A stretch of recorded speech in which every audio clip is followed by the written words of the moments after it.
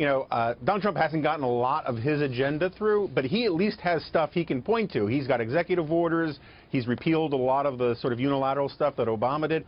What has Congress done? And Congress has to run for re-election in 2018 on something. And so they really need to sort of double down and figure out a way to do something on health care, something on taxes, or the Republican majority is going to be, in real trouble. That's a great point. Let me come back to that. There was a piece in the Wall Street Journal 3 weeks ago that is very relevant on that point you just made, but hang off on that a second here. Okay. This major insurer in Ohio to pull out, I think that leaves 20 of 88 counties with no insurance to go to or turn to. Mark Meadows, Freedom Caucus, said this: "We believe that we need to stay through August to get through tax reform and get our appropriations done."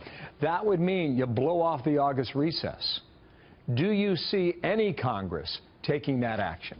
Well, Bill, you've been a reporter for a long time. Washington, D.C. in August is about the seventh plane of hell, and everyone wants to get out of here.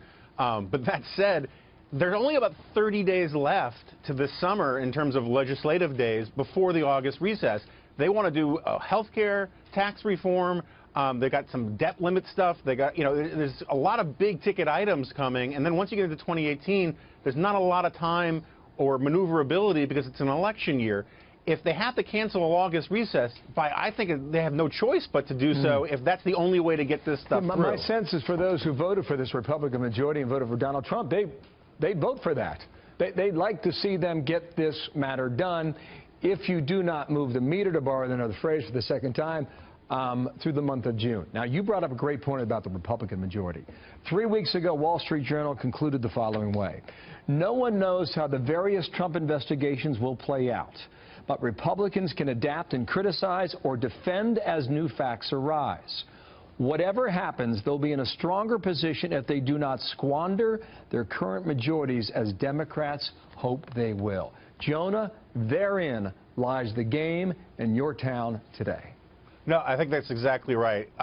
Look, Republicans haven't been in power for a very long time. They haven't. A lot of them have forgotten or never knew how to legislate.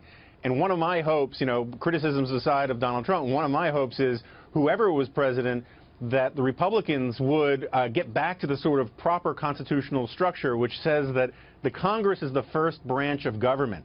They should be churning out legislation regardless of what Donald Trump is tweeting, regardless of what Donald Trump is doing.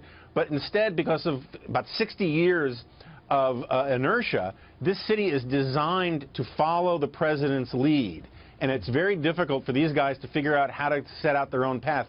But if they don't figure out how to get their agenda, the agenda that got them elected, often by wider margins than Donald Trump got, they're going to lose in a landslide like in 2006. And it is going to be the end of any hope of any serious conservative agenda getting accomplished.